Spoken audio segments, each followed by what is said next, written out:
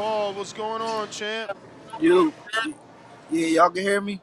Perfect, perfect. How are you? Good yourself, how you? Can't complain, man. How's Houston treating you?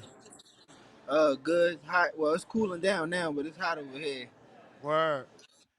So you're on the November 25th card as well, correct? Yes. All right. So you're going to be coming to Vegas for the Benavidez Andrade card, and you're fighting on that undercard. Do you know your opponent already? No, we still trying to find an opponent to accept the fight. Oh, wow. Story of my life. Story of your life. Welterweight or 154? 54, super Okay. welter. Okay. Damn, that got to be difficult training without a name. I'm kind of used to it now. You know how that go. Yeah. When you can't complain over it. It's how it be. What made you make the switch from Philadelphia to Houston? Just had to get away. And Vito always, you know what I mean, I always go help Lil Vito, and it was a good opportunity. So I just said, man, I might as well. Instead of staying in the environment I was in, and it wasn't getting nowhere. Okay, okay. So this is only for a training camp, or did you relocate altogether? I'm gonna come out here and train from now on with Ronnie Hills. Okay, so he's your head trainer now. Yeah. How has that been? I know that he's got quite a few fighters over there now. A couple Cubans. I seen that Justin Paulo got a win again. So definitely salute to Ronnie. Yeah, it's a great experience. He is I love it because he old school, strict. It ain't even real. It's strict, but it's like treat you with respect. Come in, train. You mean you come in, you get your work. You ain't there to play. Learning a lot. Is this your first time training in Houston? Yeah. How has the climate changed? I mean, how has that been different for you in terms of running? Has it helped? Uh, Has it made it more so difficult? the first week, my sinuses, like my allergies, was acting up. After that, I was alright. And how you dealing with the heat? The heat, I'm cool with the heat now. I'm used to it now. And I train in a lot of stuff just to, you know what I mean, get used to the heat anyway. So, and run with a lot of stuff on so I get used to it. And then now my So body used to it. would you say that the styles are a bit different out there in Houston from what you used to seeing in sparring in Philly? Yeah, I feel like Philly, we got a little more slickness with us. Yeah. You know what I mean? And in Here, Houston, they coming in right at you? yeah, more like mental pressure, good Mm-hmm. fundamentals and stuff like that. I feel That's like it what's was up. the things that you need. Like, you know, I could do all the slick stuff, but the fundamentals is the best thing, really. You know what I mean? So So did you watch the fight with Tim Tszyu and Brian Mendoza? yeah, I watched that fight. Tim What Tszyu did you looked think good. of it? Tim Tszyu looked good, man. He walked him right down. He put a great performance on, and the Yeah. defense got better as he kept fighting. Like his last couple fights, his defense got a lot better. He all right. I like Tim Tszyu. He all right. Now this is gonna be your fifth fight at junior middleweight. Would you say you're a full-fledged middleweight at this point? You think you've grown into the division? Yeah. Has it been easier to make weight now that you've allowed yourself to be a junior middleweight? Yes. I still got to train hard, but yeah, it's a lot easier. Them extra 7 pounds be killer. Like I can't do it no more. Do you feel like the power has changed? You know, some people feel like the cutting down takes away from your strength. So yeah, no. Cause at 47, I still punch. It just I feel like I'm still strong in my speed. I feel like my endurance better at 54. Like when I was making 40, trying to make 47, it was zapping too much. It really wasn't taking my strength. It was like I would burn out. How do you keep pushing forward? You know, your last fight, it was a draw. Your last fight on Showtime, you had a draw with Marquise Taylor. I mean, not on Showtime, but on Pro Box. How do you keep pushing forward? how do you, Uh, I guess, stay positive, right? so both fights I feel like I won, but I ain't a judge. The last fight I know for sure I won. Marquise was a little bit more. I got frustrated with the Marquise fight. I put that blame on me. You know what I mean? I made that fight harder than what it was. But it was a fight I learned from.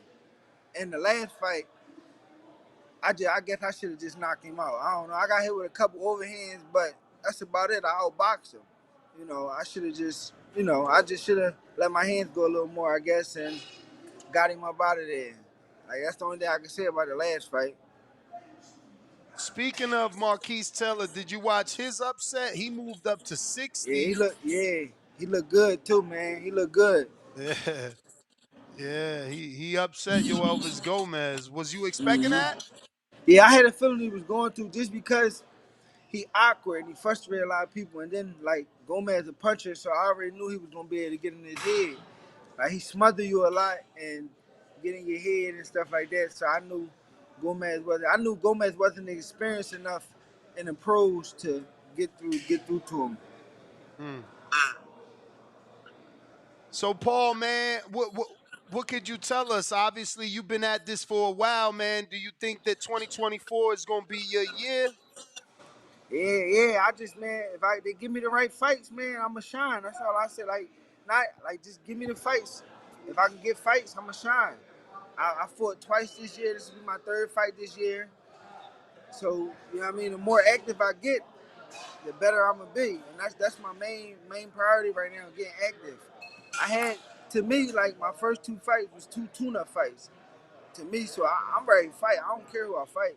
I never care who I fight, but especially after fighting twice, like give me somebody top 15. It don't matter to me. I like to fight.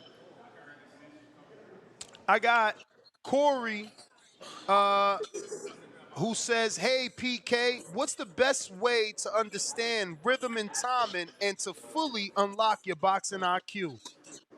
Repeat that again. He says, "What is the best way to understand rhythm and timing and to fully unlock your boxing IQ?" So he's asking for advice. So what I do for me, the first thing I do when I come out, in a fight, I try to establish my jab. You know what I mean?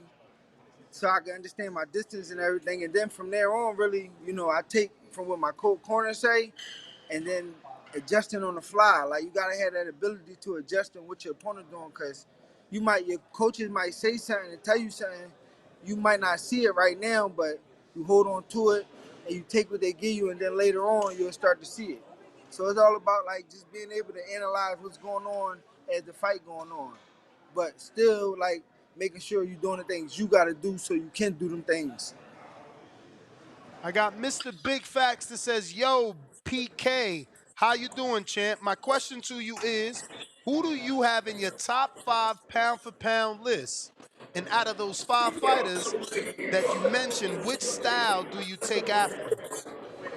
So the top 5 pound for pound. So when I think about pound for pound, I don't think about one weight class. Like I don't know why they say we win one world title. You beat pound for pound is multiple weight classes. So I like Crawford number one. Uh, I'm gonna go with Canelo.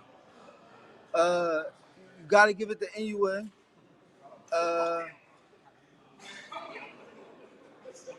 it don't matter if they old fighters or not, too, right? It's your All list. right, so it ain't in order. Then I'm gonna say Floyd and James Toney. Mm.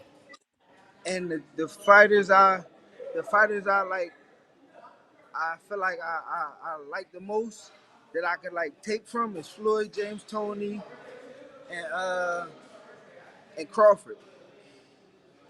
What is it about James Toney? Just how he fight behind his Philly shell, like how he use it, like he use it with aggressiveness, and I do it similar too, and he counter effectively, he counter beautifully with pinpoint accuracy. And what about Crawford?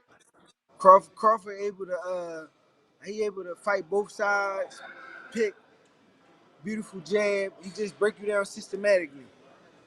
And what do you like And from me, Floyd? Floyd, he just Floyd smarter than everybody else. Outsmart everybody in that ring. He take what you give you. He take what you give him, and then when you try to stop that, you open something else up, and then he take that too. Perfect segue. I got James Valdez, San Antonio, Texas. Crawford versus Mel Charlo. Who you got? Crawford. Is it by knockout? You think he could do what Canelo couldn't? No, I don't know. So we don't know because they don't fight.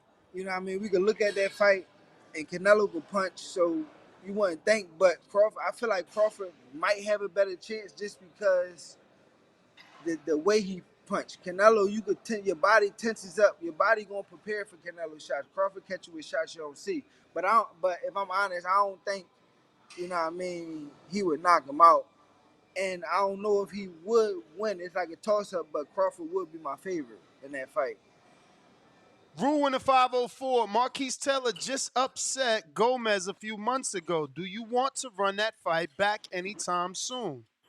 It don't matter to me. You know what I mean? I said it after we fought, you know what I mean? We could have fought 3 weeks after that, but, you know, whatever. I'm just trying to stay active and fight. I ain't really looking for specifically nobody unless you got a world title. So my eyes right now on the world title, people with the world titles. For sure. Champ, that's the last question, man. Want to appreciate you obviously giving us a bit of your time and coming on, letting us know how camp is. Hope they get you Camp going great. I hope they get you an opponent before the date gets any closer so you can at least focus in and dial in on who you got. All right. Thank you. Thank you for having me. Appreciate you, man. There you All have right, it, ladies Jay. and gentlemen. Paul Kroll.